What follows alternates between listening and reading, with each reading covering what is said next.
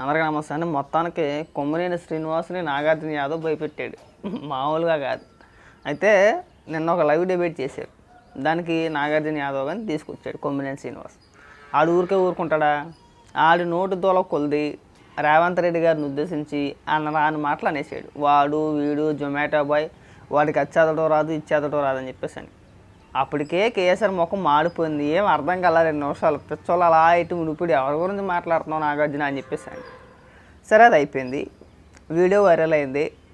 నాగార్జున యాదవ్ గారికి ఫోన్ల మీద ఫోన్లు, ఆడు ఫోన్ స్విచ్ ఆఫ్ చేసుకున్నాడు. నిజంగా నాగార్జున యాదవ్ గారు ఫోన్ స్విచ్ ఆఫ్ చేసుకున్నాడు. ఫోన్ స్విచ్ ఆఫ్ చేసుకొని పరారి.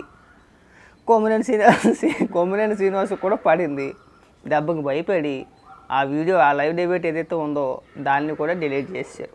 నాగార్జున యాదవ్ గారికి అయితే చుక్కలు చూపించేస్తారు అనుకోండి. ఫోన్ల మీద ఫోన్లు. ఆల్రెడీ తెలంగాణలో కేసు, రేవంత్ రెడ్డి గారి పని చేసిన వ్యాఖ్యలపై తెలంగాణలో కేసు నమోదైంది. అలాగే నిన్న ఉదయం చంద్రబాబు నాయుడు గారిని ఉద్దేశించి కొన్ని వ్యాఖ్యలు చేశాడు. ఏడో గుడ్డోడు ఉంటాడు, ఆడు ఈశ్వర్ గారును ఈడు నాగార్జున యాదవ్ గారు ఇద్దరు కూర్చున్న ఒక డిబేట్లో చంద్రబాబు నాయుడు గారిని ఉద్దేశించి కొన్ని వ్యాఖ్యలు చేశాడు. దానికి చిత్తూరులో ఒక కేసు, కుప్పంలో ఒక కేసు, 2 కేసులు.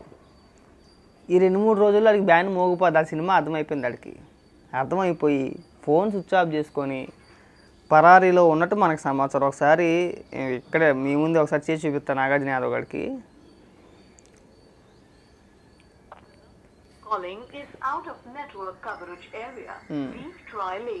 అది ఆడి పరిస్థితి.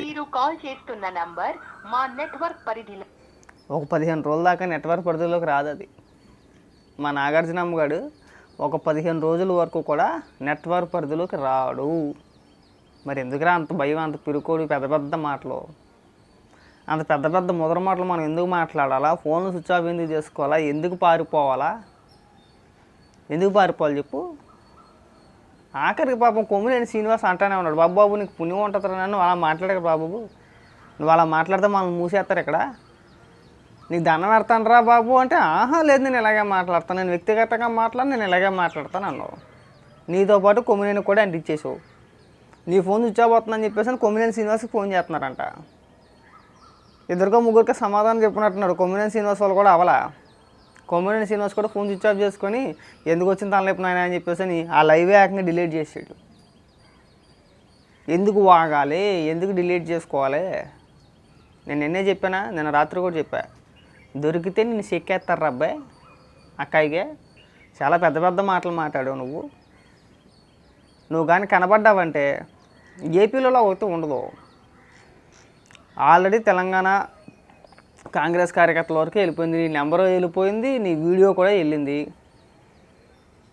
నీ పైన కేసులు నమోదైనవి ఆల్రెడీ, ఇక్కడ నమోదైనవి. ఖచ్చితంగా దొరికితే చెక్తారు. పోలీసుల అదుపులో ఉన్నంతసేపు బ్రహ్మాండంగా ఉంటావు, కానీ బయట ఎక్కడ విడిగా కనపడ్డా కానీ తొక్కేస్తారు. అది బాగా గుర్తుపెట్టుకో. బయట ఎక్కడ కనబడినా కానీ నిన్ను మామూలుగా చెక్కరు, ఒక మాదిరిగా చెక్కరు నిన్ను. మళ్ళీ మాట్లాడాలంటే ఎవరిని ఉద్దేశించైనా సరే వ్యక్తిగతంగా మాట్లాడాలంటే నీకు ఇది గుర్తుకొచ్చేస్తుంది అన్నమాట. అమ్మ బాబాయ్ మొన్నే మాట్లాడాం మనం, ఇప్పుడు మళ్ళీ మాట్లాడితే మనం కుక్కను కొట్టినట్టు కొడతారు.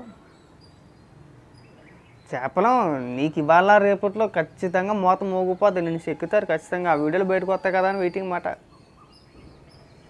ఫోన్ ఆన్ చేస్తే నువ్వు బ్రహ్మాండంగా ఉంటుంది. ఫోన్ ఆన్ చేస్తే పాప మీ పిల్లోడు ఎక్కడున్నాడు, ఏంటి, ఏ లొకేషన్లో ఉన్నాడని తెలుసుద్ది. నేను ఖచ్చితంగా ఎత్తేస్తారు ఇవాళ రేపట్లో. ఖచ్చితంగా నేను తెలంగాణ పోలీసులు కానీ ఏపీ పోలీసులు కానీ నిన్ను ఇవాళ రేపట్లో ఖచ్చితంగా ఎత్తేస్తారా, అందులో ఎలాంటి సందేహం లేదు. ఎత్తిన తర్వాత చూడాలి నీ పరిస్థితి. నువ్వు ఎవరిని చూసుకుని అయితే రెచ్చిపోతున్నావో, ఆడొస్తాడా, లేదంటే సజ్జల రామకృష్ణారెడ్డి వస్తాడా, లేదంటే సాక్షిలో కూర్చొని మాట్లాడావు కదా, సాక్షి యజమాని భారతిరెడ్డి వచ్చిద్దా? భారతిరెడ్డి ఇలాంటి వాళ్ళు బాగా ఎంకరేజ్ చేస్తుంది. మీరు సాక్షిలో కూర్చోండి, టీవీ మందే, ఎవరిని పడితే అని తిట్టేయండి, ఏం కాదు. ఇవాళ సాక్షి భారతిరెడ్డి కూడా నీ ముఖం చూడరు. నువ్వు అనుకుంటున్నావేమో ఏం కాదులేమో, నేను బూతులు మాట్లాడేసినా ముఖ్యమంత్రి అయినా పర్వాలేదు, ఎవరైనా పర్వాలేదు, ఎన్నైనా తిట్టేయచ్చు అనుకుంటున్నావేమో. జగన్మోహన్ రెడ్డి కూడా కాపాడలేదు నిన్ను. గట్టిగా మాట్లాడితే జగన్మోహన్ రెడ్డికి దిక్కు లేదు అక్కడ. గట్టిగా మాట్లాడితే జగన్మోహన్ రెడ్డికి దిక్కు లేదు. ఇంక మీరేంటి వచ్చి మాట్లాడేది ఇక్కడ? నిన్న చెప్పా, మొన్న చెప్పా, అంతకుముందు చెప్పా, ఒరే 100 తగ్గించుకోరా, మామూలుగా మాట్లాడు, మన స్థాయికి తగ్గ మాటలు మాట్లాడు. మన అంత పెద్ద పీగుడిగాళ్ళం కాదు, మనం పెద్ద పెద్ద ముద్ర మాటలు మాట్లాడకూడదు. ముద్ర మాటలు మాట్లాడితే మనం టార్గెట్ అయిపోతాం. ముఖ్యమంత్రి అని చెప్పి చూడకుండా ఇష్టానుసారంగా మాట్లాడుతున్నాం, లేపేస్తాం, వచ్చేస్తాం, ఇచ్చేస్తాం, అలిపిరిలో మిస్ అయింది, ఈసారి మిస్ అవ్వదని చెప్పేసి అనే మాటలు మాట్లాడుతున్నాం. అది చాలా సీరియస్గా తీసుకుంటారు. సీరియస్గా తీసుకుంటే నేను ఎక్కుతారు, బాగా ఎక్కిసి ఎక్కుతారని చెప్పేసి అని మనం వెళ్ళలేదు. ఇవాళ కొంప వదిలేసి పారిపోవాల్సిన పరిస్థితి వచ్చిందా? పారిపోయావా? పరారీలో ఉన్నావు కదా. ఫోన్లు స్విచ్ ఆఫ్ చేసుకొని రాత్రి 7:30 8 గంటలకు ఫోన్ చేసి స్విచ్ ఆఫ్ చేసాడు. రాత్రి కూడా చేసా, ఫోన్ స్విచ్ ఆఫ్ చేసాడు. ఇంక పారిపోతాడు అంతే. అయితే హైదరాబాద్ పారిపోలే, అక్కడికి వెళ్తే ఎక్కుతారు బాగా. చెన్నై పారిపోయాడు అని చెప్పేసి అని సమాచారం. మరి చెన్నైలో ఎక్కడున్నావు? ఉంటే గింటే శ్రీరెడ్డి దగ్గర ఉండాలా, లేదంటే రోజా దగ్గర ఉండాలా. అయితే శ్రీరెడ్డి లేదంటే రోజా, ఈ ఇద్దరు కొంపలో ఎవరి కొంపలో ఒక దగ్గర దొరికేస్తావు ఖచ్చితంగా. కంగారు పడు మాకు. నిన్ను తీసుకొచ్చి నేను 4 తోమితే కానీ నువ్వు లైన్లోకి రావు. నీతో పాటు ఆ శ్రీరెడ్డిని ఇంకా కొంతమంది బొగ్గాళ్ళు ఉన్నారు, ఇంకా చాలా నోటితోలతో చాలామంది మాట్లాడుతున్నారు. వాళ్ళందరినీ తీసుకొచ్చి ఎక్కితే నీట్గా చెక్కెత్తాలని బలుపురాయి కొవ్వట్టేసింది మీ కుళ్ళంతాను. ఈసారి అదేం ఉండదులేరా, ఈసారి కన్ఫామ్. మళ్ళీ నువ్వు టీవీ డిబేట్లో కూర్చొని నీ ఇష్టానుసారంగా కీచుకొని తీసుకొని చంద్రబాబు నాయుడు గారిని అన్నావు అనుకో, వేస్తారు. ఆ అవకాశం రానే రాదు నీకు అసలు ఆ అవకాశం కల్పించరు కదా. ఈ లాస్ట్ పాపం ఏదో నేను నోటితో కొలిది మాట్లాడేసావు కానీ ఊహించుండవు వీడియోలు ఇంత వైరల్ అవుతాయని చెప్పేసి ఎక్స్పెక్ట్ చేసి ఉండవు. నువ్వు చేస్తున్నారా? తెలంగాణ నుంచి కాంగ్రెస్ కార్యకర్తలు మొత్తం చేస్తున్నారా? ఏక ఫోన్లేనా? దెబ్బకు భయపడ్డావా లేదా? ఫోన్లు స్విచ్ ఆఫ్ చేసుకొని పారిపోవాల్సిన పరిస్థితి వచ్చిందా? ఒకసారి దొరికితే ఎలా ఉంటుందో ఊహించుకో. ఒకసారి కేసుల తర్వాత మనం మాట్లాడిన మాటలు ఒకవేళ నువ్వు నిజంగా దొరికేవనుకో, కాంగ్రెస్ కార్యకర్తలు దొరికేవనుకో, పరిస్థితి ఏంటి? మన పరిస్థితి ఏంటి అనుకున్నా ఒంట్లో ఎముక ముక్క ఉండదు, ఏరేస్తారు మొత్తం అన్నీ కూడా. మనుషులు మాత్రం అలా పైకి కనబడతాం అంతే. చక్కగా దొరికిన కాడికి దొరికినట్టు ఏరిపాటు దొబ్బుతారు. చూస్తూ ఉంటావు కదా, నడు రోడ్డు మీద అన్ని కొట్టారు ఇన్ని కొట్టారు అని చెప్పేసి. అలా కొట్టేస్తారు, నేను నడు రోడ్డు మీద ఈడ్చుకుంటా తీసుకెళ్ళిపోతారు స్టేషన్కి. అంత పెద్ద పెద్ద మాటలు మాట్లాడావు నువ్వు. కంగారు పడ, మాకు తెలిసిపోతాయి ఎవరి రేంజ్ ఏంటి, ఎవరి స్థాయి ఏంటి, అదేంటి ఇదేంటి. ఒక్క 2 రోజులు ఉపయోగపడితే నువ్వు దొరకంగానే అన్నీ అర్థమయ్యేలా చెప్పేస్తారు క్లియర్గా కూర్చోబెట్టి. అబ్బాయి ఇదిగారు, అబ్బాయి ఈయన స్థాయి ఇది, ఈయన స్థాయి ఇది, నీ స్థాయి ఇది, నీ వెనకాల బొగ్గడి స్థాయి ఇది.